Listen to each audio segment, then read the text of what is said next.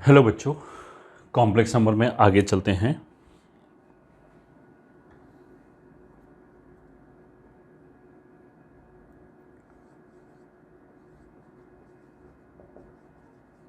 Coordinate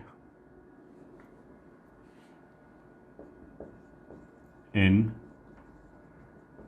complex numbers. First point, let A, B, C are denoted by Z1, Z2, Z3. Then for area of triangle ABC, delta is equals to half of x1 y1 1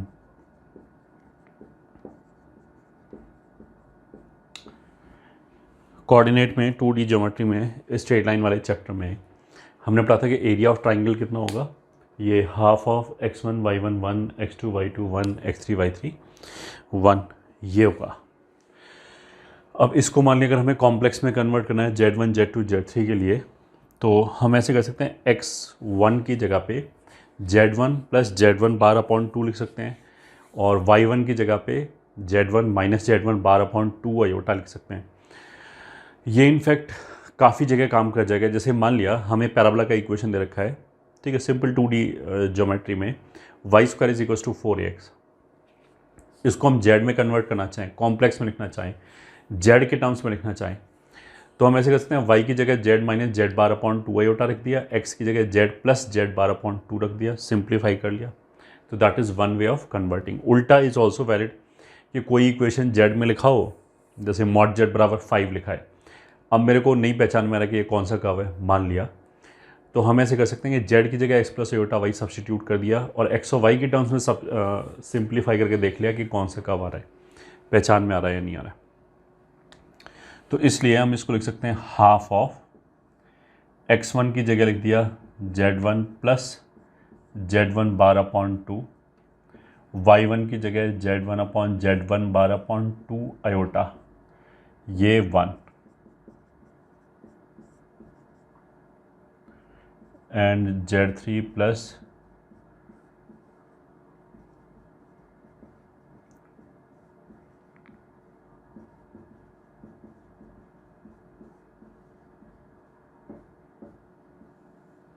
ये आएगा। This is equals to, इस पूरे में से 2 2 2 common निकाल सकते हैं, इसमें से 2 आयोटा कॉमन निकाल सकते हैं, तो बाहर आके वो कितना हो गया 8 आयोटा। ये हो गया Z1 plus Z1 bar, Z2 plus Z2 bar, Z3 plus Z3 bar, Z2 minus Z2 bar, Z3 minus Z3 bar, 1 1 1। This is equals to 1 upon 8 iota. और मान लिया फर्स्ट में हमने सेकेंड कॉलम को जोड़ दिया, मतलब हमने ऐसे लिख दिया column 1 goes to column 1 plus column 2। जब इन दोनों को जोड़ेंगे तो Z1 Z2 Z3 तो जुड़ जाएगा और बार वाला पार्ट कैंसिल हो जाएगा, तो it will be 2Z1 2Z2 2Z3 और Z1 minus Z1 bar, Z2 minus Z2 bar and Z3 minus Z3 bar, 1 1 1। इस 2 को कॉमन निकाल सकते हैं और C2 में से C1 घटा दिया, तो 2 को कॉमन निकाल दिया तो 4 अपॉन आयोटा आ गया और Z1 Z2 Z3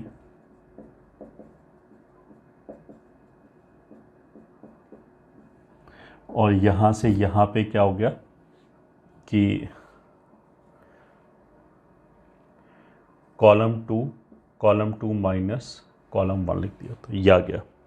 यहाँ से अब माइनस भी कॉमन निकाल दिया, तो minus 1 upon 4 iota Z1 Z2 Z3 Z1 bar Z2 bar Z3 bar, 1 1 1। इस डिटर्मिनेंट को सिंप्लीफाई करके मॉड ले लिया, वो हमारा एरिया आ जाएगा।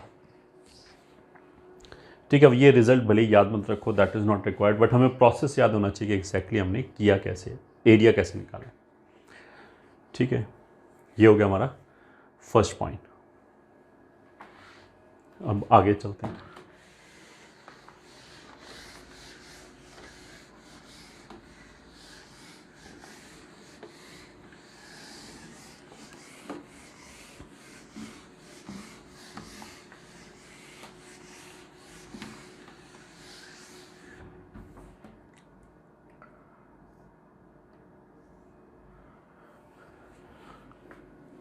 Next is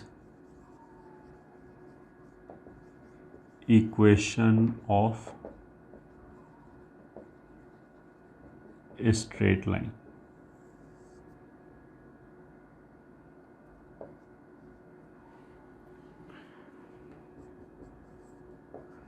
Let L passes through A and B. Then मान लें एक पॉइंट ए है, एक पॉइंट बी है और एक लाइन इन दोनों से पास कर रहा है।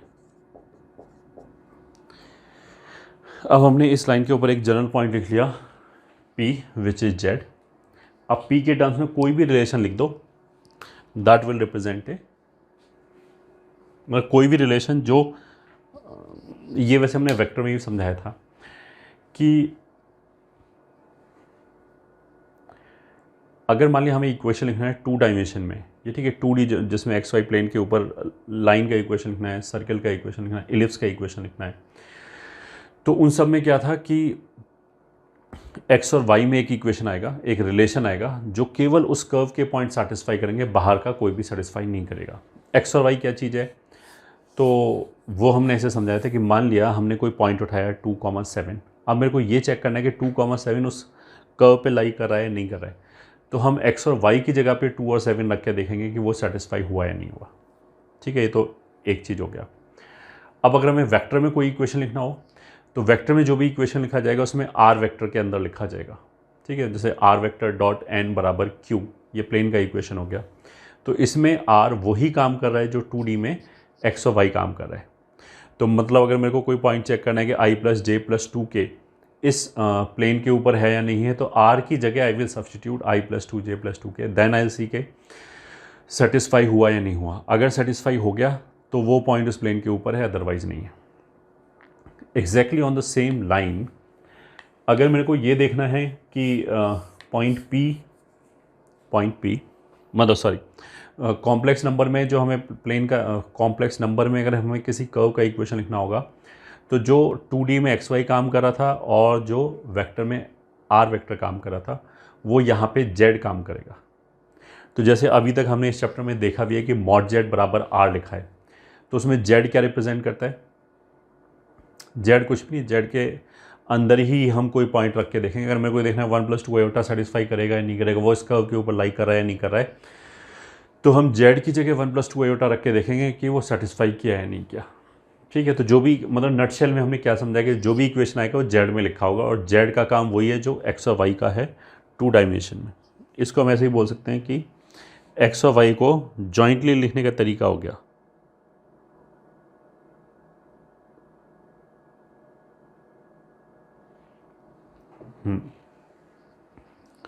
तो लिख देते हैं भाई। अब इसको लिखने के बहुत सारे तरीके हैं। एक तो देखो सिंपल वेक्टर की तरह लिख सकते हैं कि z को हम ऐसे लिखते हैं, ओरिजिन से z तक पहुंचना है तो हम ऐसे कर सकते हैं, ओरिजिन से a तक गए और a से z तक गए, तो ओरिजिन से a तक जाने में कौन सा वेक्टर लगा, दिस,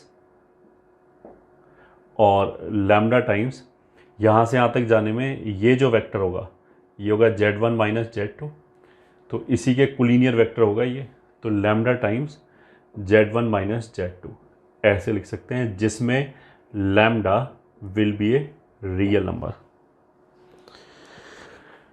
अगर लैम्डा रियल नंबर है तो क्या होगा, z1 - z2 वेक्टर का मैग्नीट्यूड चेंज करेगा केवल। अगर लैम्डा मान लिया कॉम्प्लेक्स नंबर हो जाए, मतलब कॉम्प्लेक्स रियल नंबर ही कॉम्प्लेक्स नंबर होता है, अगर ये नॉन रियल नंबर हो जाए, ठीक है, तो इसके अंदर एक मैग्नीट्यूड भी आएगा और एक आर्ग्यूमेंट भी आएगा। तो मतलब अगर ये नॉन रियल नंबर हो जाए तो ये r × e⁻θ टाइप चीज़ होगी। तो r तो क्या करेगा, मैग्नीट्यूड चेंज करेगा, एंड e⁻θ क्या करेगा, वेक्टर को घुमाएगा भी। तो इसलिए ये रियल होने का मतलब क्या है कि मेरे को अगर यहाँ से यहाँ तक का ये वेक्टर चाहिए तो मेरे को तो केवल इसी वेक्टर का डायरेक्शन में एक कोलिनियर वेक्टर चाहिए, मेरे को वेक्टर घुमाना ही नहीं है, इसलिए लैम्डा रियल है। ठीक है, एक तरीका हो गया इसको लिखने का। अब इसको ऐसे लिख सकते हैं z minus Z1 upon Z1 minus Z2 बराबर लैम्डा। ये जो लैम्डा है ये रियल नंबर है यहीं से। अच्छा, ये रेशो रियल नंबर है, इसको देख के भी बोल सकते हैं या डायरेक्टली बोल सकते हैं कि जो z माइनस Z1 वेक्टर है and Z2 minus Z1 vector, ये दोनों कोलिनियर वेक्टर हैं। और रोटेशन में हमने समझाया था कि कहीं पे भी अगर कोलिनियर वेक्टर आ जाएं तो उन दोनों वेक्टर का रेशो प्लस उनके बार का रेशो वो 0 होगा। ठीक है, तो इसको लिखने का और दूसरा एक तरीका तो ये हो गया कि ये रेशो रियल है। इसको हम बोल सकते हैं ये कॉम्प्लेक्स नंबर है जो रियल है। अगर कॉम्प्लेक्स नंबर कोई प्योरली रियल है तो उसका आर्ग्यूमेंट 0 या पाई होगा। तो इसी को लिखने का तरीका कितना हो गया कि argument of z minus Z1 upon Z2 minus Z1 is 0 और पाई। ये भी इसी स्ट्रेट लाइन का इक्वेशन हो गया। इस फॉर्म में भी लाइन लिख सकते हैं। ठीक है, और किस फॉर्म में लिख सकते हैं? और जो अभी हमने होता कि अगर ये दोनों वेक्टर कोलिनियर हैं तो इनका रेशो बराबर इनके बार का रेशो।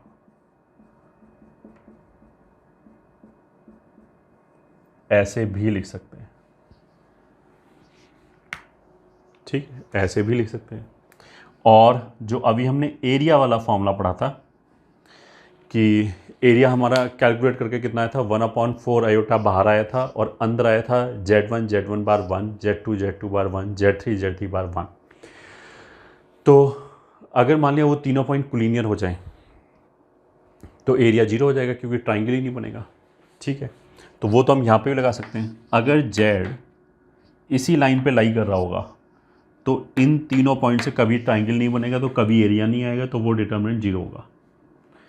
और अगर इस पे लाइन नहीं कर रहा होगा तो कभी भी 0 नहीं होगा। उसका मतलब क्या है कि ये जो डिटर्मिनेंट है Z बार 1, Z1 बार 1, Z2 बार 1, इसका 0 होना is possible only when point P is lying on this. तो केवल जो इस लाइन पे पॉइंट लाई कर रहे हैं वही इसको सेटिस्फाई करेंगे, क्योंकि वही Z1 Z2 के साथ कोलिनियर हो सकता है। तो इसलिए ये इक्वेशन हो गया स्ट्रेट लाइन का, ऐसे बोल सकते हैं। यही इक्वेशन हो गया स्ट्रेट लाइन का।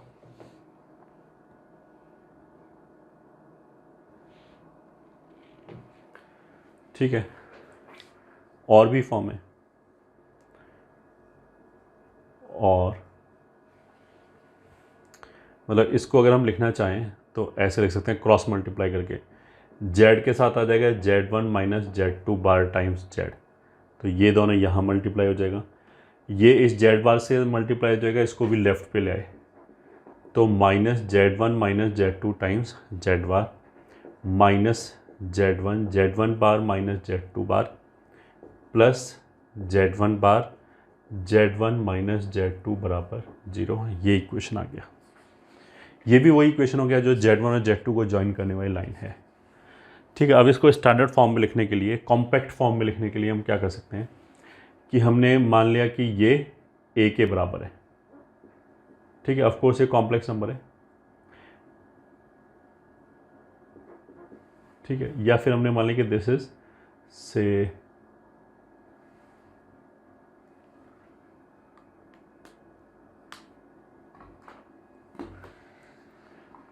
अभी कुछ नहीं किया।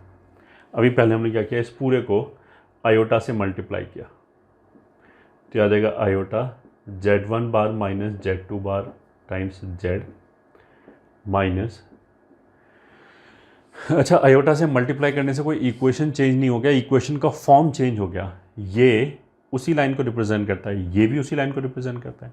किसी भी इक्वेशन को हम 4 से मल्टीप्लाई कर दें तो ऐसा थोड़ा कि वो किसी दूसरे पॉइंट के लिए सेटिस्फाई होने लग जाए, अभी भी वो एग्जैक्टली उसी पॉइंट के लिए सेटिस्फाई होगा जिसके लिए पहले हो रहा था। तो ये दोनों एक ही लाइन है। आयोटा से फिर हमने मल्टीप्लाई क्यों किया वो अभी पता लग जाएगा।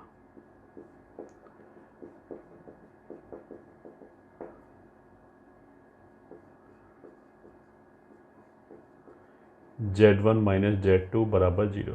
ठीक है, तो फिर थोड़ा कॉम्पैक्ट फॉर्म में जल्दी लिखा जाएगा। अब ऐसे हो गया। अब हमने क्या किया कि जो Z बार के साथ लिखा है इतना minus iota Z1 minus Z2, इसको A बोल दिया। A एक कॉम्प्लेक्स नंबर है। अगर ये A है तो इसका बार लेने पे क्या होगा, माइनस अयोटा का बार अयोटा हो जाएगा, Z1 माइनस Z2 का बार ये हो जाएगा। तो अगर ये A है तो ये वाली जो चीज़ है वो A बार बन गया। ठीक है, तो ये तो हमने बोला है से, मतलब A कहाँ से है, माना है कि इसको A बोल दिया। अच्छा, अगर इस पूरे को हम W बोलें, W, तो ये इसी का बार लिखा हुआ है, Z1 का बार ये हो गया, इसका बार ये हो गया। तो ये तो ऐसे लिखा है W माइनस W बार। W प्लस W बार प्योरली रियल होगा, W माइनस W बार प्योरली इमेजिनरी होगा। तो ये जो ब्रैकेट के अंदर लिखा है प्योरली इमेजिनरी लिखा है। प्योरली इमेजिनरी मतलब इसको जब हम सिंप्लीफाई करेंगे तो कुछ ऐसे आएगा 3 अयोटा, समथिंग लाइक दिस। उसको अगर हमने अयोटा से मल्टीप्लाई कर दिया या माइनस अयोटा से मल्टीप्लाई कर दिया तो ये प्योरली रियल हो जाएगा। ये ठीक, कुछ भी लिखा है 5 अयोटा, उसको अयोटा से मल्टीप्लाई करें तो हमेशा अयोटा स्क्वायर बनेगा, वो प्योरली रियल हो जाएगा। तो ये पूरा B हो गया which will be a real number. ठीक है, ये A रियल नंबर नहीं होगा, ये तो इन जनरल कॉम्प्लेक्स नंबर होगा। तो ऐसे लिखने से ये ऐसे आ गया A bar Z plus AZ bar plus B बराबर 0।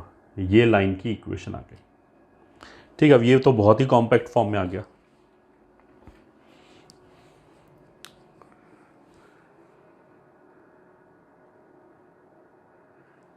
A bar Z plus AZ bar plus B बराबर 0। ठीक है,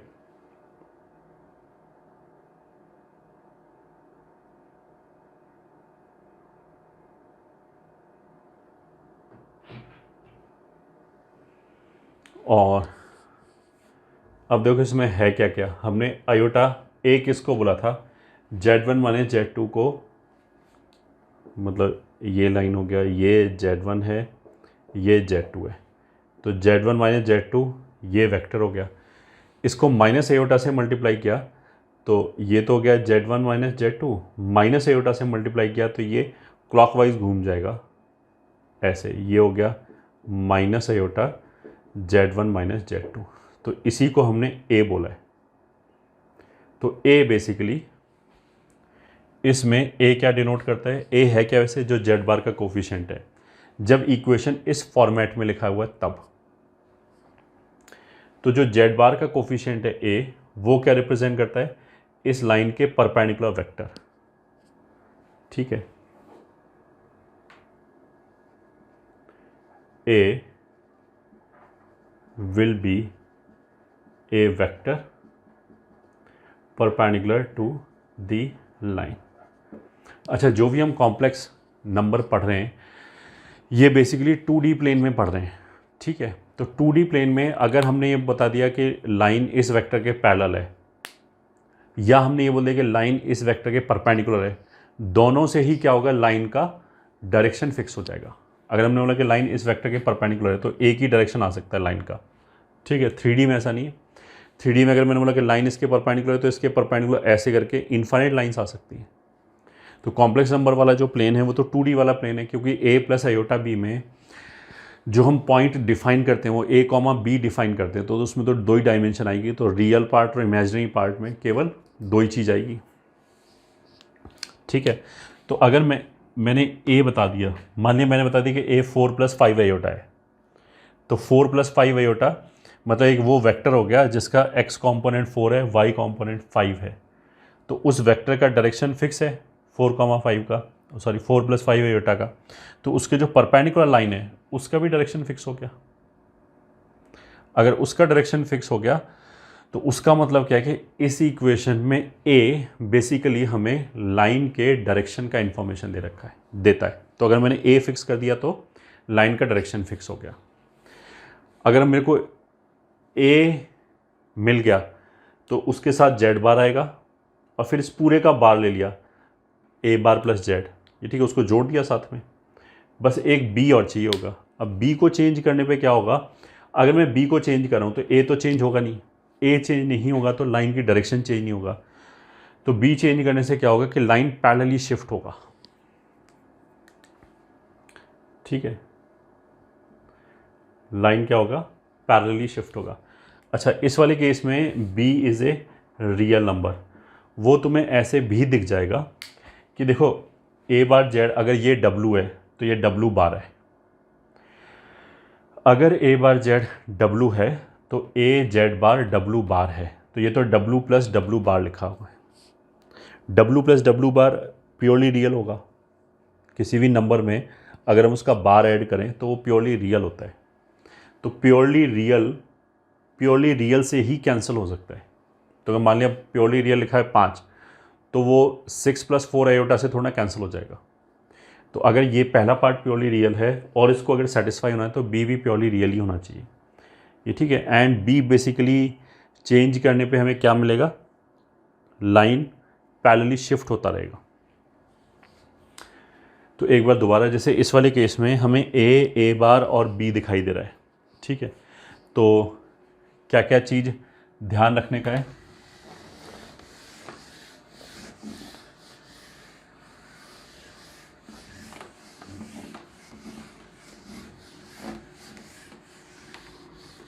कि एक तो हमने इसमें ये बोला कि जो ए होगा वो लाइन के परपेंडिकुलर वेक्टर हो गया, पहला तो ये हो गया। और दूसरा बी लोकेशन फिक्स करेगा।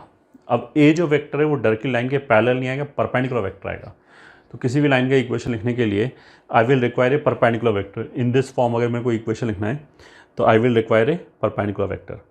अगर मेरे को पैरेलल वेक्टर मिल भी जाए तो कोई दिक्कत नहीं है, उसको हम परपेंडिकुलर बना लेंगे आयोटा से मल्टीप्लाई करके, ठीक है। तो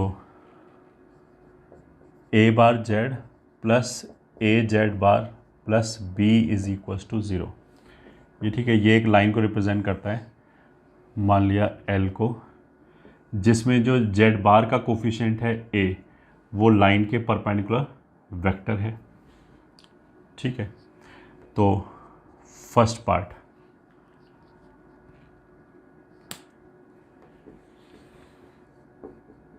any line parallel to L can be given as, कोई भी लाइन अगर हमें L के पैरेलल चाहिए,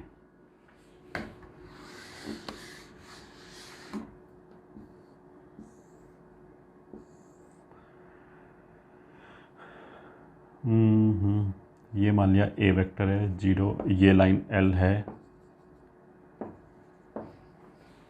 कोई भी लाइन अगर मैं इसके पैरेलल चाहिए तो जो हमारी रिक्वायर्ड लाइन होगी इसके पैरेलल, उसके लिए भी ए परपेंडिकुलर वेक्टर की तरह काम करेगा। तो इतना पार्ट तो चेंज होगा नहीं। अगर ए फिक्स है तो ए बार भी फिक्स है। अगर यहाँ 4 + 5 आयोटा लिखा है तो यहाँ पे 4 - 5 आयोटा लिखा होगा, ठीक है। अच्छा, ए लाइन के परपेंडिकुलर है, ये बात सही है, बट उसका मतलब ये नहीं है, कुछ बच्चे ये सोचने लगेंगे कि ए बार फिर लाइन के पैरेलल है, ऐसा कुछ भी नहीं है। अगर ए ये वेक्टर है तो ए बार तो इसका बार होगा ना ऐसे, मतलब अगर एक एक्स एक्सिस से इधर थीटा बनाना है तो दूसरा एक्स एक्सिस से या रियल एक्सिस से इधर थीटा बनाएगा। ये वेक्टर एक दूसरे के परपेंडिकुलर थोड़ा ना होगा इन जनरल। तो ए बार कौन सा वेक्टर है, उसका एस सच लाइन के साथ कोई रिलेशन नहीं है, मतलब ऐसा नहीं कि ना तो पैरेलल होगा ना परपेंडिकुलर होगा इन जनरल, ठीक है। तो एनी लाइन अगर मेरे को पैरेलल चाहिए तो इतना पार्ट मैंने रिटेन कर लिया, can be given as a bar Z plus A Z bar plus lambda is equals to 0, ठीक है। Second part, any line perpendicular to L can be given as. अब देखो, अगर एक लाइन मेरे को इसके परपेंडिकुलर चाहिए, मान लीजिए ये लाइन चाहिए, तो इस लाइन के परपेंडिकुलर वेक्टर चाहिए, तो ए तो उस लाइन के पैरेलल वेक्टर हो जाएगा, बट मेरे को परपेंडिकुलर चाहिए, तो हम क्या कर सकते हैं, ए कोई माइनस एयोटा से मल्टीप्लाई कर लेते हैं, फिर क्लॉकवाइज, मतलब आयोटा से कर लो चाहे माइनस एयोटा से कर लो, एक ही बात है। तो ए आयोटा ऐसे हो जाएगा, तो जो हमारी रिक्वायर्ड लाइन होगी उसके लिए परपेंडिकुलर वेक्टर -a हो जाएगा, ये हमारे लिए ए का काम करेगा। तो इसको हम लिखेंगे यहाँ ए की जगह। तो इसका कोफिशिएंट क्या होना चाहिए, जेड बार। ये एक वेक्टर हो जाएगा, मतलब ऐसे देखो लाइन एल, ये वेक्टर ए, हमें चाहिए लाइन L1, तो इसके परपेंडिकुलर ये माइनस आयोटा ए वेक्टर हो गया। तो ये ए का काम कर रहा है इसके लिए, ठीक है। और इसके आगे कितना आ जाएगा, जेड ए बार मतलब इसका बार, तो माइनस आयोटा ए का बार कितना हो जाएगा, आयोटा ए बार, ये हो जाएगा प्लस लैम्डा बराबर 0, ऐसे ले सकते हैं।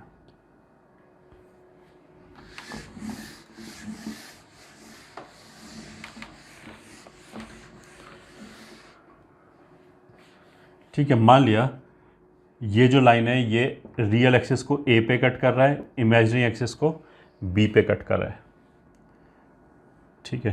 थर्ड पॉइंट, अगर मेरे को पॉइंट ए चाहिए तो ए जो पॉइंट होगा वो तो प्योरली रियल होगा, ठीक है। तो हम इसको ऐसे ही बोल सकते हैं कि जेड तो कोई भी पॉइंट हो गया, अगर जेड ये वाला पॉइंट है तो जेड एंड जेड बार बराबर ही होगा, क्योंकि जेड जो है वो प्योरली रियल होगा, ठीक है।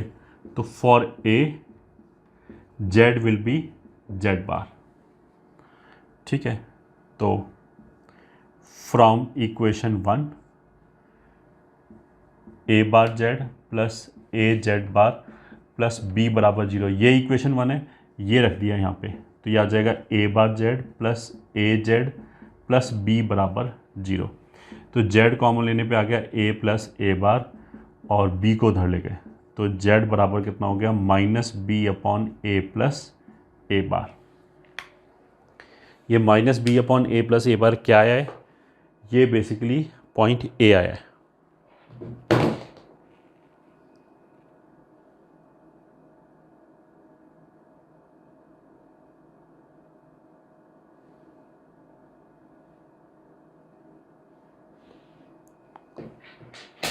सही है।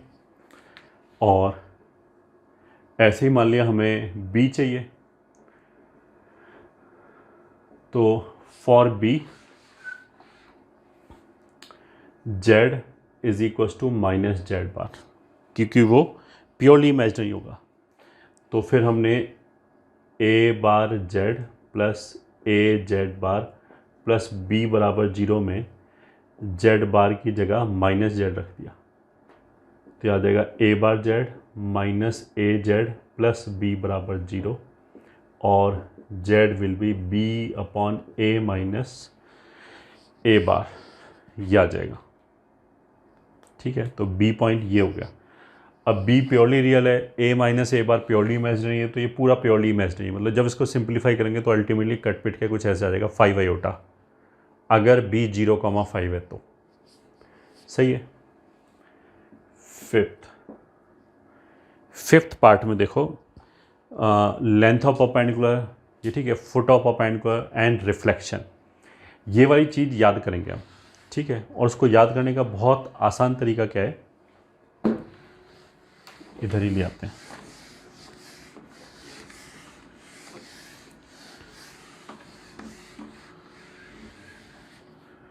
ठीक है, ये फिफ्थ है। फिफ्थ में क्या है कि हमें लाइन एल दे रखा है, इसको बाय बाय कर सकते हैं। ये मान लिया लाइन एल है, यहाँ पे हमें एक पॉइंट दे रखा है Z1, ठीक है। तो अब हम इससे क्या क्या निकालेंगे कि जो ये परपेंडिकुलर है, फुट ऑफ परपेंडिकुलर है, वो मान लिया n है और ये ZN है, ये रिफ्लेक्शन हो गया। मान लिया ये पॉइंट A है, या चलो A हमने x इंटरसेप्ट को बोला था तो इसको P बोल देते हैं। ये मान लिया P1 है, ZP1। क्या क्या निकालना है हमें, ये बताना है ये कौन सा कॉम्प्लेक्स नंबर है, ये कौन सा कॉम्प्लेक्स नंबर है, ये कितनी लेंथ है, ये बताना है। याद रखने का सबसे इजी तरीका क्या है, पहले तो हम याद करेंगे, फिर वो कहाँ से आया वो फिर प्रूव करेंगे, ठीक है। याद करने का तरीका क्या है, देखो जो पॉइंट्स P और P1 क्या है, एक दूसरे के रिफ्लेक्शन है इस लाइन में, तो वो एक प्रॉपर्टी सेटिस्फाई करेगा। वो प्रॉपर्टी क्या है कि इस रिलेशन में Z और Z बार, ये ठीक है, इसमें से किसी भी एक जगह तो P के लिए रख दिया कॉम्प्लेक्स नंबर, मान लें यहाँ रख दिया Z1 और यहाँ रख दिया ZP1, ठीक है। If Z1 and ZP1 are reflection of each other in line L, then तो जो लाइन की इक्वेशन है उसमें एक जगह Z1 रख दिया और एक जगह ZP1 रख दिया। मतलब इस Z की जगह, मतलब बार तो ऐसे ही रहेगा, इस Z की जगह रख दिया ZP1, इसकी जगह रख दिया Z1। उल्टा भी कर सकते हैं, ये Z1 ये ZP1, दोनों एक ही बात है, क्योंकि अगर ये सेटिस्फाई हो रहा है, ठीक है, तो इसका बार लेंगे तो ये उल्टा आ जाएगा। इसका बार लेने पे ये A हो जाएगा, यहाँ बार आ जाएगा, ये A बार आ जाएगा, ये बार हट जाएगा। B प्योरली रियल है तो उस पर बार लेने का कोई फ़र्क नहीं पड़ता, वो B रहेगा, ठीक है। तो दोनों रिजल्ट एक ही बात है, ठीक है। अब ये कहाँ से आया वो प्रूव बाद में करेंगे, ये याद रखना बहुत आसान है, ये तो बहुत आसान है। अब मेरे को अगर ZP1 चाहिए तो यहाँ से आ गया reflection of Z1 in L is given as ZP1 निकाल लिया यहाँ से minus A Z1 bar plus B upon A bar, यहाँ से ZP1 निकाल लिया, इनको उधर भेज दिया, ये आ गया, ठीक है। As simple as this.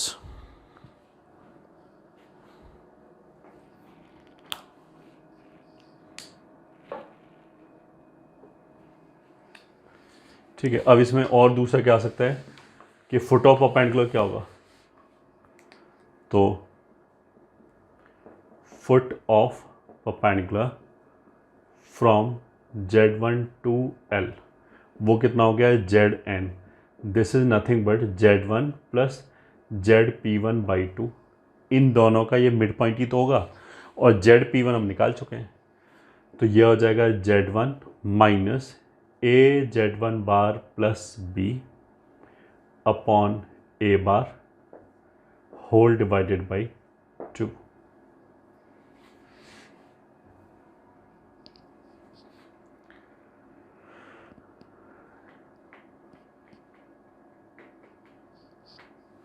So this will be A bar Z1 minus A Z1 bar minus B upon 2A बार, ये हो गया, ठीक है। अब हम बोले अगला रिजल्ट क्या है, लेंथ ऑफ परपेंडिकुलर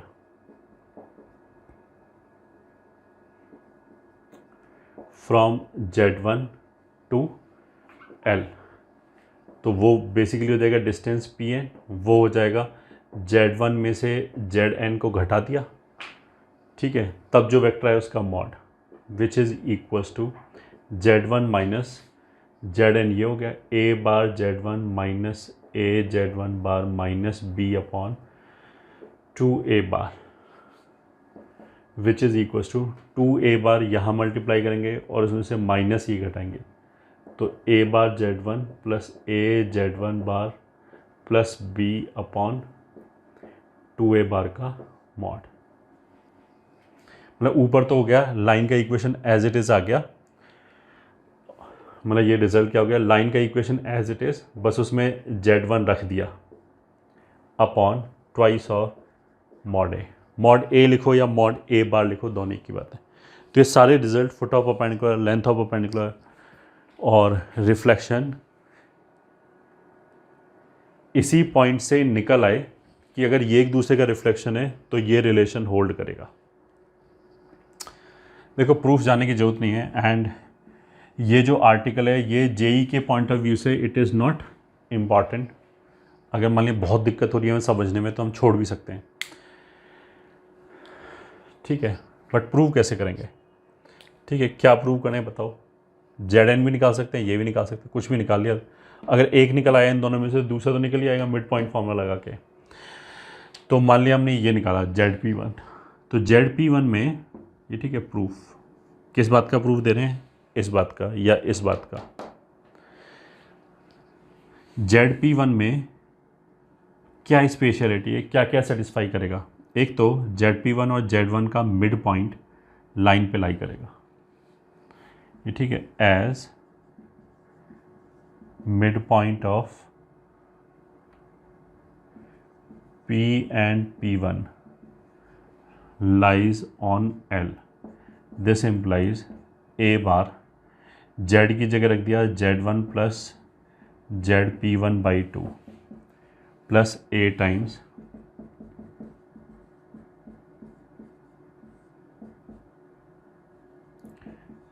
ये तो एक इक्वेशन हो गया। अब मिड पॉइंट तो ऐसे भी हो सकता है कि हम यहाँ पे कोई पॉइंट ले लें, ये ठीक है, इन दोनों का मिड पॉइंट यहाँ लाई कर रहे हैं, तो इसमें दूसरी स्पेशलिटी क्या है कि ये वेक्टर लाइन के परपेंडिकुलर है। अब लाइन के परपेंडिकुलर वेक्टर तो ए बी है, ये ठीक है। अब दूसरा क्या हो गया, PP1 is perpendicular to L implies PP1 and a vector, ये ठीक है, आर कोलिनियर वेक्टर्स। तो इस बात को हम ऐसे लिख सकते हैं ZP1 माइनस Z1 ये वेक्टर एंड ए वेक्टर, ये दोनों कोलिनियर वेक्टर हैं। तो अगर ये दोनों कोलिनियर वेक्टर हैं तो इनका रेशो, कोलिनियर वेक्टर में हमने क्या बोला था रोटेशन में कि अगर हमें कोई भी दो कोलिनियर वेक्टर मिल जाए तो उनका रेशो लो प्लस उनके बार का रेशो, सॉरी मतलब जो कोई दो वेक्टर कोलिनियर मिल जाए तो उनका रेशो बराबर उनके बार का रेशो, दो परपेंडिकुलर मिल जाए तो उनका रेशो प्लस उनके बार का रेशो 0 होगा। तो यहाँ पे तो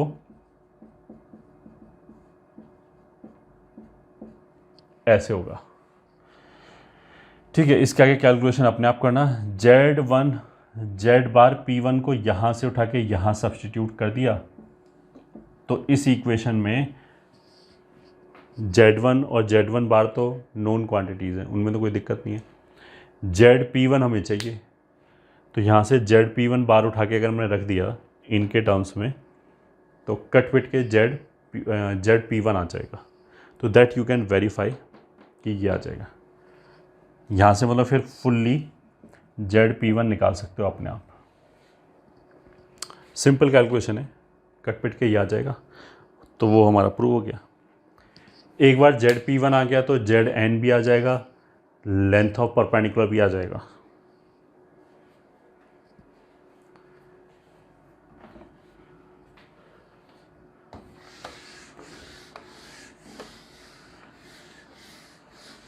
वैसे हमने लाइन का इक्वेशन निकालने के लिए ये सब चीज़ें तो ठीक है, ये परपेंडिकुलर वेक्टर हो गया, ए वेक्टर जो है एंड एक बी वेक्टर हो गया, बट हमें कोशिश क्या करनी चाहिए, लाइन का इक्वेशन निकालते समय हमें कोशिश क्या करनी चाहिए कि हम रोटेशन यूज़ करें। अगर पॉसिबल है तो रोटेशन यूज़ करेंगे तो बहुत जल्दी हो जाएगा, ठीक है। कैसे जल्दी हो जाएगा अभी पता लग जाएगा। Question 1, find equation of line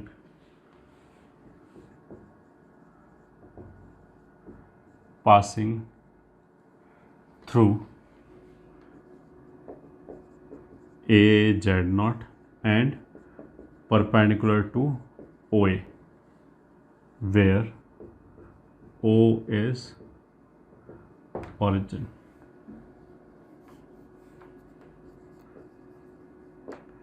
ठीक है, सॉल्यूशन मतलब उसने क्या बोला है कि एक कोई पॉइंट है यहाँ पे तो ए, तो इसी से पास कर रहा है एंड ओ ए के परपेंडिकुलर है, ये लाइन चाहिए, ठीक है। तो देखो मेथड 1, तो हमने क्या बोला कि हमें प्रेफर क्या करना चाहिए, रोटेशन। ए का पोजीशन वेक्टर इसने क्या देखा है, Z0, तो उसका मतलब क्या है कि ये वेक्टर Z0 हो गया। अगर मैंने इस लाइन के ऊपर कोई एक जनरल पॉइंट P लिया, इसी में रिलेशन लिखना है, इक्वेशन लिखने का मतलब क्या है, तो ये वेक्टर कितना हो गया, ये हो गया Z माइनस Z0। इतना डायग्राम बनाते ही हमें दिख जाएगा कि दो वेक्टर हैं, ये तो परपेंडिकुलर है। तो अगर ये दो वेक्टर परपेंडिकुलर हैं तो इनका रेशो प्लस इसके बार का रेशो 0 होगा।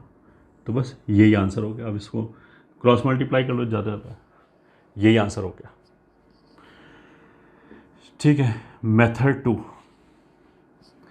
अगर हम इससे कंपेयर करें ए बार जेड प्लस ए जेड बार प्लस बी बराबर 0 से, तो ए तो एक परपेंडिकुलर वेक्टर होता है लाइन के, तो ये जो वेक्टर है जेड नॉट, ये लाइन के परपेंडिकुलर ही है, तो इसमें हमने क्या किया, ए की जगह जेड नॉट रख दिया, क्योंकि परपेंडिकुलर वेक्टर है तो ये ऐसे आ जाएगा z naught bar Z plus z naught z bar plus B बराबर 0। अभी तो हमने केवल ये इन्फॉर्मेशन यूज़ किया कि ओ ए लाइन के परपेंडिकुलर है, इस इन्फॉर्मेशन से तो ये भी लाइन आ सकती है, ये भी आ सकती है, ये भी आ सकती है, ऐसे करके इन्फाइनाइट लाइन्स आ सकती हैं। इन सब इन्फाइनाइट लाइन में इसी में क्या स्पेशलिटी है, क्या दूसरा पॉइंट है, तो वो दूसरा पॉइंट ये है कि ये जेड नॉट से पास भी करता है, ये ठीक है, एज लाइन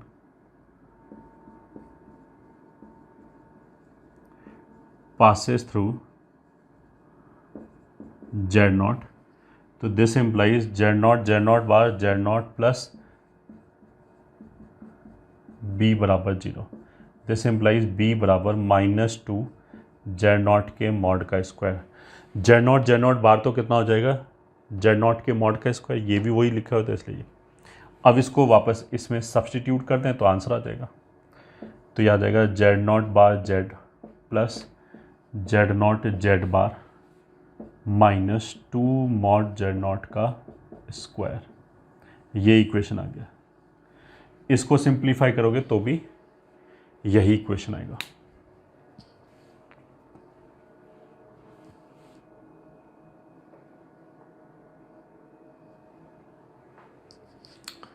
ठीक है, question 2, find equation of perpendicular bisector of line segment joining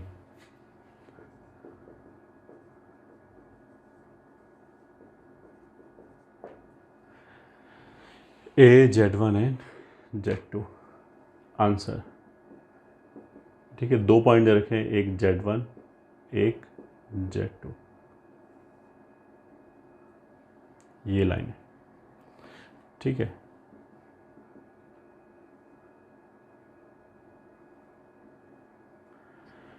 हमने क्या बोला था कि इस तरह के इक्वेशन लिखने में हमें कोशिश करनी चाहिए, अगर पॉसिबल है तो हम रोटेशन से करें। ठीक है, और भी तरीके हैं, तो जैसे इस वाले केस में देखो मेथड 1 क्या हो जाएगा, अगर मैंने कोई भी पॉइंट Z लिया, ठीक है, ये वाला पॉइंट मिड पॉइंट हो जाएगा, तो वो जाएगा Z1 प्लस Z2/2, ये जो वेक्टर है वो हो जाएगा Z2 माइनस Z1, और ये जो वेक्टर है वो हो जाएगा Z minus Z1 plus Z2/2। इतना देखते ही हमें समझ में आना चाहिए कि ये दोनों वेक्टर तो परपेंडिकुलर हैं, एक ये वेक्टर और एक ये वेक्टर परपेंडिकुलर हैं, तो Z minus Z1 plus Z2/2 ये vector and Z2 minus Z1 ये वेक्टर दोनों म्यूचुअली परपेंडिकुलर हैं।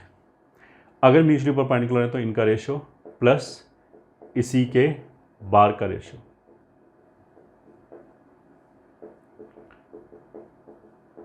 वो 0 होगा, तो यही आंसर आ गया, पहला तरीका। दूसरा तरीका और मेथड 2, परपेंडिकुलर बाइसेक्टर को हम डिफाइन कैसे करते हैं, जैसे डिफाइन करते हैं एग्जैक्टली वही लिख दिया। तो हम डिफाइन ऐसे करते हैं कि Z का डिस्टेंस Z1 से एंड Z का डिस्टेंस Z2 से बराबर है। ठीक है, तो अगर हम इसको लिखा ही छोड़ दें ऐसा ही तो ये भी सही है।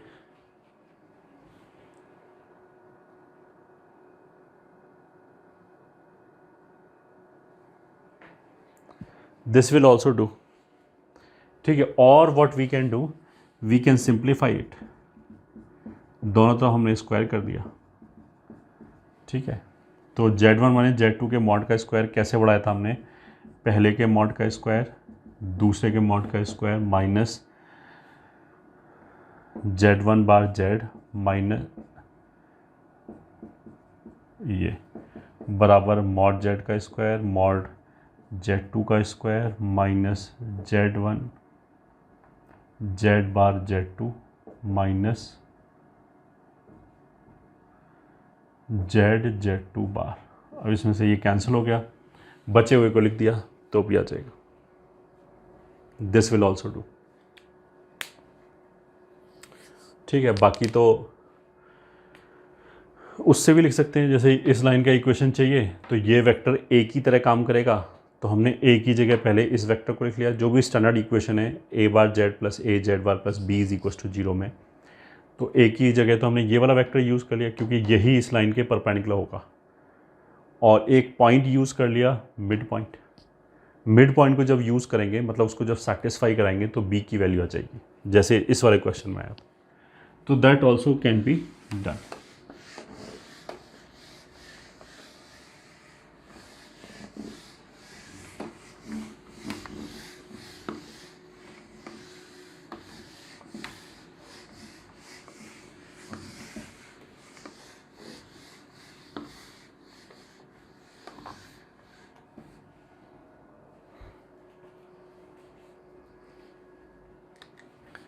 अब आगे चलते हैं इक्वेशन ऑफ सर्कल।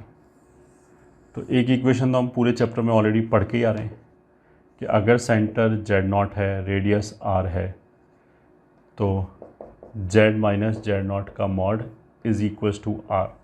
ये सर्कल का इक्वेशन होता है। एक तो यही आंसर आ गया। ठीक है, एक इसको हम अगर फर्दर सिंप्लीफाई करने की कोशिश करें, स्क्वायर कर दिया, यह आ जाएगा Z बार प्लस Z0 बार माइनस Z0 बार Z माइनस Z0 Z बार बराबर R स्क्वायर। इसको हमने ऐसे लिखा है Z bar minus this plus Z0 bar minus R square बराबर 0। ठीक है, फिर स्टैंडर्ड फॉर्म में लिखने के लिए हमने क्या किया, इसको A बोल दिया, Z बार के साथ जो भी आया उसको A बोल दिया।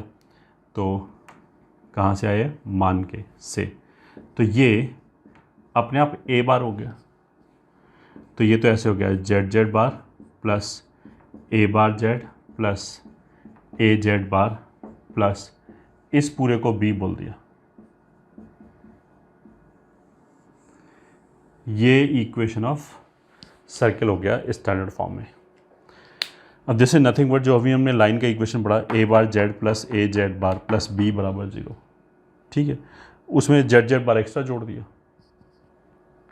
इसको हम ऐसे भी विजुलाइज कर सकते हैं कि ये जो पोर्शन है A bar Z plus A Z bar plus B बराबर 0, अगर इसको मैं x और y में कन्वर्ट करूँ, Z की जगह x प्लस आयोटा y रख दें, तो ये तो एक लीनियर इक्वेशन आ जाएगा x और y में। ठीक है, Z बार, Z मतलब अगर x प्लस आयोटा y है तो Z बार हो जाएगा x square plus y square. तो ये जो Z बार है ये इक्वेशन को वो x square plus y square provide करेगा। मैं x square plus y square ये Z बार प्रोवाइड कर रहा है। ठीक है, तो अगर इस फॉर्मेट में इक्वेशन लिखा हुआ है तो अगर Z बार का कोफिशिएंट 1 है, ठीक है, तो जहाँ से हमने चालू किया था वहाँ पे सेंटर क्या था Z0, फिर आगे हम ट्रेस करें तो माइनस Z0 को A बोला है।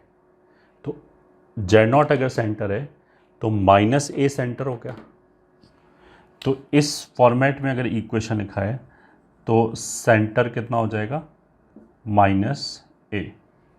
माइनस A क्या है, Z बार का कोफिशिएंट 1 बनाने के बाद जो भी Z बार का कोफिशिएंट आएगा उसका नेगेटिव, Z बार का, Z का नहीं Z बार का जो भी कोफिशिएंट आएगा उसका नेगेटिव विल बी दिस। ठीक है, एंड रेडियस यहाँ से ट्रेस कर सकते हैं कि Z0 बार माइनस R स्क्वायर B हो गया, तो R स्क्वायर को इधर भेज दें, B को इधर भेज दें, तो z naught bar minus b वो आर स्क्वायर हो जाएगा, तो रेडियस आर कितना हो जाएगा, जेड नॉट बार। बट अगर ऐसे लिखा हुआ है तो इसी इक्वेशन में तो केवल ए और बी दिखाई दे रहा है, तो सब कुछ ए और बी के टर्म्स में आना चाहिए। ठीक है, तो अगर जेड नॉट बार है तो जेड नॉट की जगह माइनस ए रख दिया, तो माइनस ए बार कितना हो जाएगा, ए बार माइनस बी। तो ए बार माइनस बी का स्क्वायर रूट विल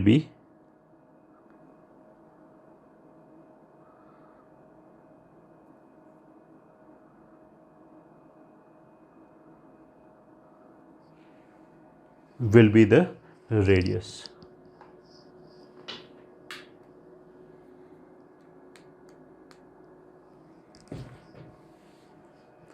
अच्छा, जो कॉम्प्लेक्स प्लेन है वो बोलने के लिए कॉम्प्लेक्स प्लेन है, ठीक है, वरना उसका बिहेवियर तो बिल्कुल एक्स वाई प्लेन की तरह इट इज़ रियल। कहने का मतलब क्या है कि अगर ए बार माइनस बी नेगेटिव हो जाए तो हम 2D में ऐसे बोलते थे कि जो सर्कल है वो इमेजिनरी हो जाएगा। ठीक है, तो कुछ बच्चों को ऐसे लगने लगता है कि अच्छा इमेजिनरी हो जाएगा तो वो सर्कल यहाँ हम प्लॉट कर सकते हैं, तो ऐसा कुछ नहीं है। अगर सर्कल रियल नहीं है तो यहाँ प्लॉट नहीं होगा, यहाँ पे भी रियल सर्कल ही प्लॉट होगा। तो रियल सर्कल होने के लिए ए बार माइनस बी पॉजिटिव आना चाहिए, तभी आएगा। जीरो आया तो पॉइंट सर्कल बोल देंगे। अगर ए बार माइनस बी जीरो हो जाए तो पॉइंट सर्कल का मतलब क्या है कि केवल एक ही पॉइंट सेटिस्फाई करेगा और कोई सेटिस्फाई नहीं करेगा।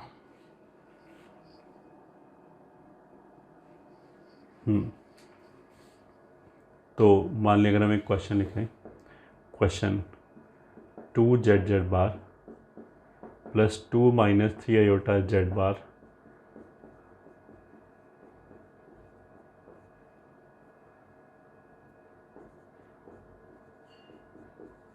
थ्री इज इक्वल टू 0, माने यही क्वेश्चन है, इसका हमें सेंटर एंड रेडियस चाहिए। तो आंसर, पहले हमने z बार का क्वेश्चन 1 बनाया तो इस पूरे को 2 से डिवाइड किया, तो 1 minus 3/2 iota plus 1 plus 3/2 iota times z minus 3/2 is equal to 0। तो सेंटर कितना हो जाएगा, सेंटर विल बी जो भी z बार के साथ आता है उसका नेगेटिव, तो माइनस, तो this is -1 plus 3/2 iota. Radius कितना हो जाएगा, इसने क्या बोला, ए बार। ए बार का मतलब क्या है, ये जो ऊपर ए लिखा हुआ है इसके मॉड का स्क्वायर, तो मॉड का स्क्वायर हो जाएगा 1 प्लस 9/4, ये हो जाएगा।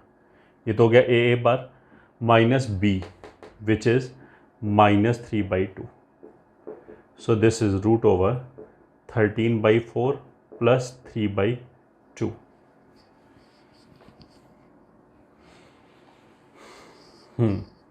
तो ऊपर नीचे 2 से मल्टीप्लाई कर दिया, 6 हो गया 19, तो ये हो गया √19/2 यूनिट्स। ये हो गया हमारे सर्कल का equation in standard form.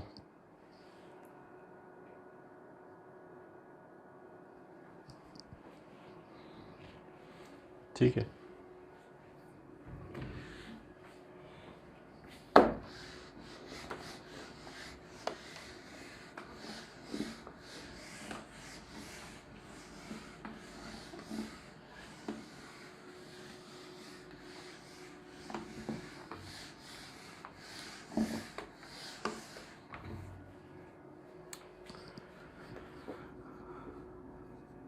next point, if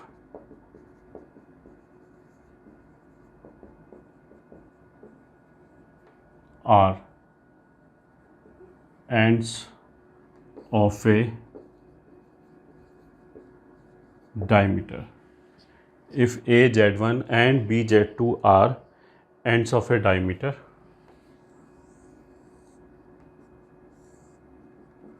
ये मान लिया A Z1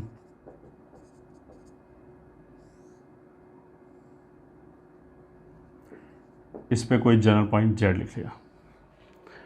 तो मतलब एंड्स ऑफ डायमीटर दे रखा है, तो फिर इक्वेशन कैसे लिखा जा सकता है? तो ऐसी इक्वेशन को लिखने के भी कई तरीके हैं, मतलब कई फॉर्म्स हैं। एक तो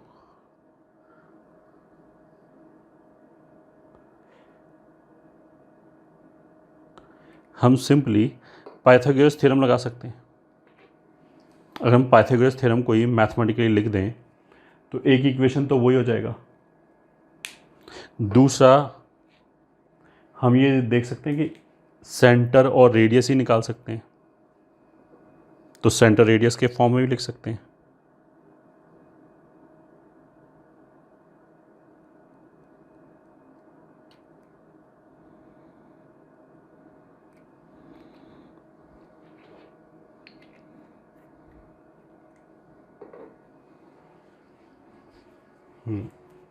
तो इसमें लिखने के कई सारे फॉर्म हैं। उसमें से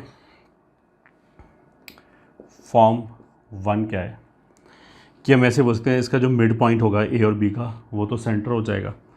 तो z माइनस जेड नॉट हो जाएगा z1 plus Z2/2 is equals to radius. Radius कितना हो जाएगा? इन दोनों के बीच का जो डिस्टेंस होगा, मतलब z1 माइनस Z2 का मॉड। ये तो डायमीटर हो गया अपॉन 2।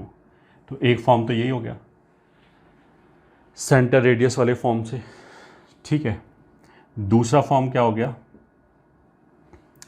दूसरा फॉर्म हो गया A P square plus B P square. A P square plus B P square बराबर ए बी स्क्वायर। पाइथागोरस हो गया। तो ए पी स्क्वायर हो गया z माइनस Z1 के मॉड का स्क्वायर बराबर Z1 माइनस Z2 के मॉड का स्क्वायर। ये भी एक तरीका हो गया, ठीक है। z माइनस Z1 के मॉड का square plus z minus Z2 के मॉड का स्क्वायर बराबर Z1 माइनस Z2 के मॉड का स्क्वायर। तीसरा, ये वेक्टर एंड ये वेक्टर म्यूचुअली परपेंडिकुलर है। तो अगर कोई भी दो वेक्टर परपेंडिकुलर होते हैं तो हम क्या लिखते हैं? उनका रेशो, ये ठीक है, z minus Z1 upon z minus Z2 plus इनके बार का रेशो इक्वल्स टू 0। और इसको चाहो तो क्रॉस मल्टीप्लाई करके ऐसे लिख सकते हैं, z minus Z1 and z bar minus Z2 bar plus z minus Z2 into z bar minus Z1 बार बराबर 0। तो ये भी एक फॉर्म हो गया, ये भी एक सर्कल का फॉर्म हो गया। फॉर्म 4, अगर ये दोनों वेक्टर ये हो गया z माइनस Z2, ये हो गया z माइनस Z1, ये दोनों वेक्टर म्यूचुअली परपेंडिकुलर हैं, तो इनका ratio z minus Z1 upon z minus Z2 will be π/2 और माइनस π/2।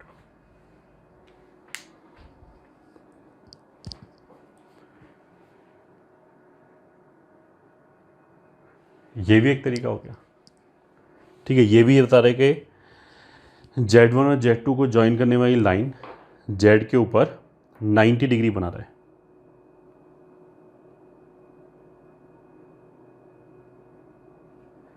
तो ऐसे भी एक्सप्लेन कर सकते हैं।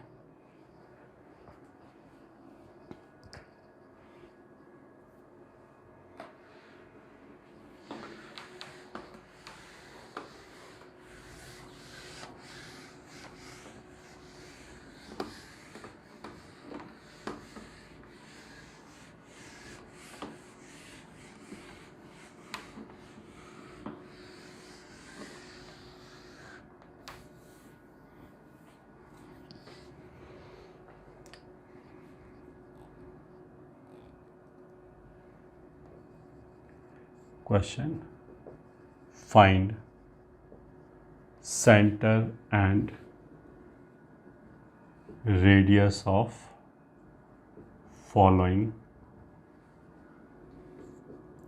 circles. First part z minus 1 minus iota बराबर twice of z minus 3 iota, ये ठीक है सॉल्यूशन। एक तरीका तो ये हो गया कि दोनों तो हमने स्क्वायर कर लिया, तो ये आ जाएगा z माइनस 1 प्लस आयोटा का squaring 4 times z minus 3 iota का squaring. So this will be, इसको ओपन किया z1 माइनस z2 के मॉड का स्क्वायर, तो वो आ जाएगा मॉड z स्क्वायर, ठीक है, प्लस इसके मॉड का स्क्वायर, तो वो आ जाएगा 2 माइनस 1 प्लस आयोटा 1 का बार माइनस इसका बार z बराबर 4 times mod z square plus 9 इसके मॉड का स्क्वायर माइनस हो जाएगा 3 iota z bar plus 3 iota z, ये हो गया। तो सबको उधर ले गए, तो 4 z बार और ये z बार कितना हो जाएगा 3 z बार, ठीक है, एक तो ये हो गया। फिर प्लस या चलो माइनस z बार के साथ क्या आएगा, तो यहाँ से तो आएगा माइनस 12 आयोटा, माइनस बाहर छोड़ दिया तो 12 आयोटा, ये इधर जाके -1 मतलब माइनस तो ये है, इधर जाके प्लस हो जाएगा, फिर माइनस बाहर निकाला तो -1 माइनस आयोटा, ये हो गया।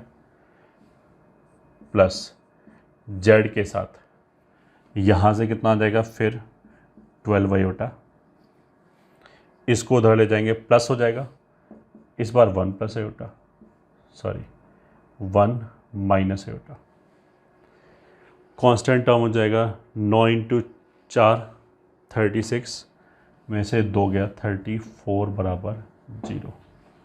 सो this is z bar minus, ये ठीक है, ये माइनस इस 3 से डिवाइड कर दिया, तो ये कितना आएगा यहाँ पे -1/3 एंड ये बचेगा 11 आयोटा, तो 11/3 आयोटा इसके साथ z बार, ठीक है। यहाँ पे ज़बरदस्ती माइनस निकाला और अंदर भी माइनस माइनस हो जाएगा, तो -1/3 माइनस 11/3 आयोटा z 34/3 बराबर 0। तो अब यहाँ से दे सकते हैं कि सेंटर क्या होगा, z बार का कोफिशिएंट 1 बनाने के बाद जो z बार का कोफिशिएंट आया नेट पूरा उसका नेगेटिव, तो हो जाएगा -1/3 प्लस 11/3 आयोटा, ये सेंटर हो गया, ठीक है। एंड रेडियस क्या हो गया, √ a bar minus b, a बार मतलब इसके मॉड का स्क्वायर, तो वो हो जाएगा 1/9 प्लस 121/9, इसका स्क्वायर 1/9, इसका 121/9 माइनस ये 34/3। सो दिस इज √ 122 माइनस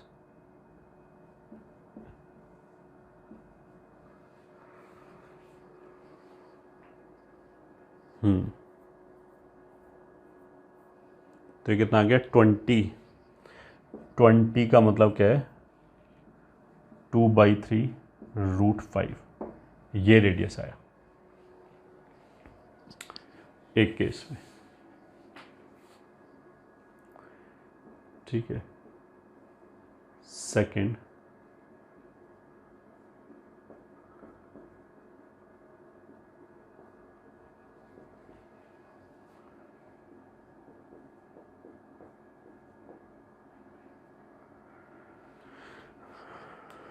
ठीक है, ये हो गया, या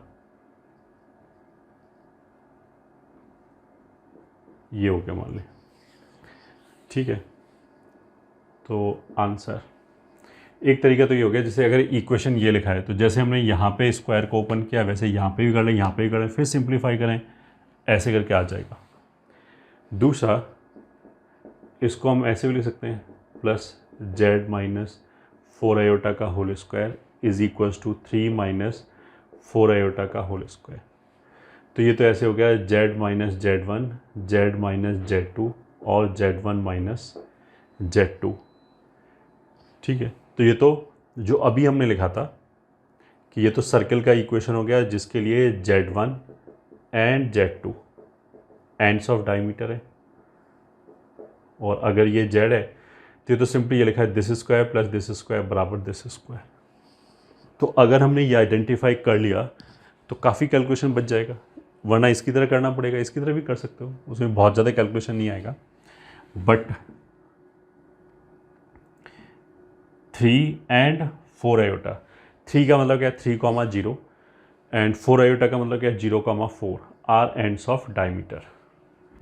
ठीक है, तो 3,0 एंड 0,4, -4 नहीं आएगा, माइनस तो बीच में होता ही है, Z माइनस Z2 होता है, आर एंड्स ऑफ डायमीटर।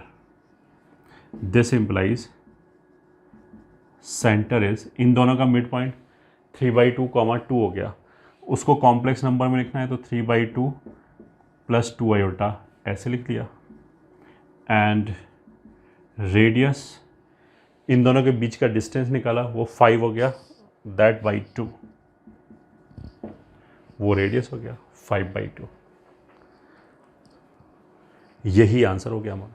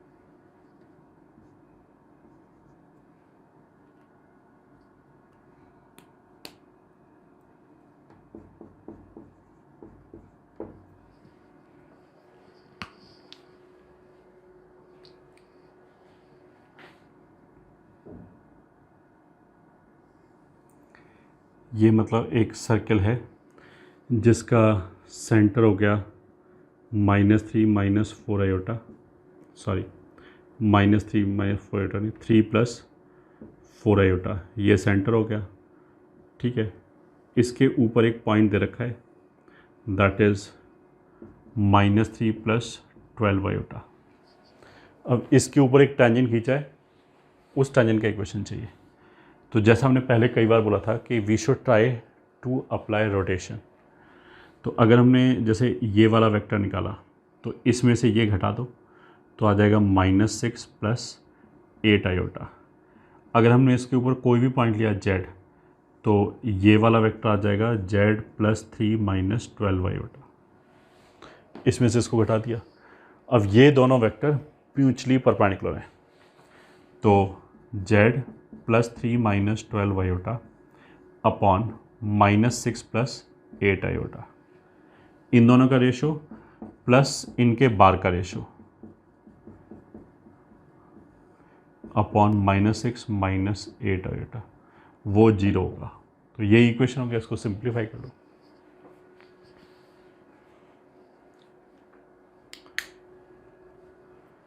ठीक है,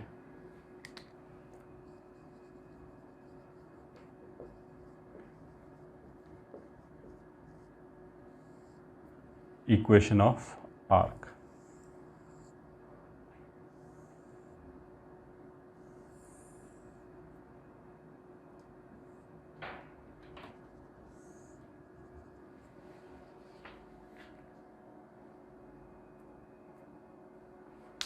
इक्वेशन ऑफ आर्क में क्या है कि मान लिया 2 पॉइंट दे रखे हैं ऐसे।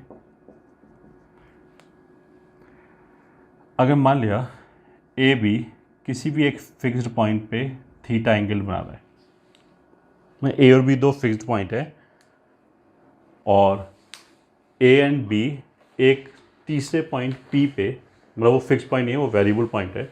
ए और बी फिक्स्ड पॉइंट है, तो ए और बी एक वेरिएबल पॉइंट पी पे थीटा एंगल बना रहा है। तो पी कहाँ मूव कर सकता है? पी ऑफ कोर्स सर्कल के एक सरकमफ्रेंस पे मूव कर सकता है, क्योंकि ये तो सर्कल की प्रॉपर्टी है कि कोई भी कॉर्ड सरकमफ्रेंस पे कांस्टेंट एंगल बनाता है। ठीक है, अब देखो थीटा अगर इधर आ रहा है तो एक सर्कल इधर भी आ जाएगा, उसके ऊपर भी ऐसे थीटा आ जाएगा। पहली बात, अगर इधर थीटा आ रहा है तो इधर भी एक सर्कल ऐसा आ जाएगा जिसके ऊपर थीटा आएगा। अगर हम थीटा एंगल फिक्स करके दे दें और ए और बी फिक्स्ड पॉइंट है, तो बस यही 2 आर्क आ सकते हैं, मतलब पूरा सर्कल भी नहीं आएगा, बेसिकली केवल इतना ही आर्क आएगा, क्योंकि जो ये वाला पोर्शन होगा सर्कल का उस पर तो जो एंगल आएगा वो ऑब्ट्यूज एंगल आएगा, ये बेसिकली पाई माइनस थीटा आएगा। ठीक है, तो अगर हमने बोला कि पी ए बी जो है वो पॉइंट पी पे थीटा एंगल बना रहा है, तो ये आर्क आएगा एंड ये आर्क आएगा, बस और कुछ नहीं आएगा। कॉम्प्लेक्स नंबर के केस में, मतलब जैसे अगर ये जनरल पॉइंट z है तो ये हो गया z माइनस z1, ये वाला वेक्टर हो गया z माइनस z2। इन दोनों वेक्टर्स के बीच का एंगल थीटा है। ठीक है, तो argument of z minus z1 upon z minus. ठीक है, अब इसमें 4 आर्क हम बोल सकते हैं।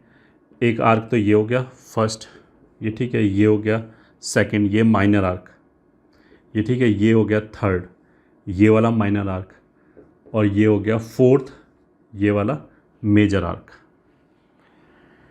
फोर्थ में और फर्स्ट में क्या है कि जो ए बी है दोनों जगह एंगल थीटा बना रहा है।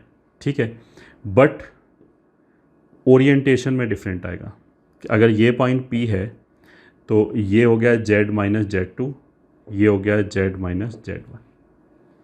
इस डायग्राम के हिसाब से अगर मैं इस वेक्टर को आगे रख दूं, इस वेक्टर को आगे रख दूं, तो डिनोमिनेटर में कौन है? z माइनस z2, मतलब ये वाला वेक्टर, इसी को आगे रखा है ऐसे। न्यूमरेटर में z माइनस z1, तो इसको आगे ऐसे रखा है। तो इस वाले वेक्टर को ऐसे ले जाना है तो क्लॉकवाइज घुमाना पड़ेगा, क्लॉकवाइज घुमाना पड़ेगा। उसका मतलब क्या है, इस आर्क के लिए ये आर्ग्यूमेंट नेगेटिव आएगा तो इसके लिए पॉजिटिव आएगा। देख सकते हो z माइनस z2 यहाँ पे आएगा और ये यहाँ पे आएगा, तो इसको हमें एंटी क्लॉकवाइज घुमाना पड़ेगा। डिनोमिनेटर से न्यूमरेटर की तरफ जाते समय एंटी क्लॉकवाइज घुमाना पड़ेगा, तो इस वाले आर्क के लिए प्लस थीटा आएगा। ठीक है, यही अंतर इन दोनों में। ठीक है, थर्ड ए बी के उसी साइड पे जिस साइड पे 4 है, तो अगर 4 के लिए नेगेटिव आ रहा है तो थर्ड के लिए भी नेगेटिव आएगा, एंगल पाई माइनस थीटा ही हो जाएगा, इधर भी पाई माइनस थीटा आएगा, ये वाला एंगल। तो अब अंतर क्या हो गया इन 4 आर्क में कि theta minus theta, pi minus theta and minus pi minus theta, ऐसे करके आएगा। थीटा किसके लिए आएगा? Positive angle. इस डायग्राम के हिसाब से हम लोग के आर्क नंबर 1 के लिए। ठीक है, फॉर 1 माइनस थीटा, इसके लिए नेगेटिव आ रहा था थीटा, तो फॉर 4। ये जो आर्क है ये ए बी के ऊपर है इस डायग्राम के हिसाब से, और 3 भी ऊपर है, तो 3 के लिए भी नेगेटिव आएगा अगर 4 के लिए नेगेटिव आया। तो ये नेगेटिव किसके लिए आएगा? For 3, and this will B for, कौन बच गया? 2। ये हमारे 4 आर्क हो गए।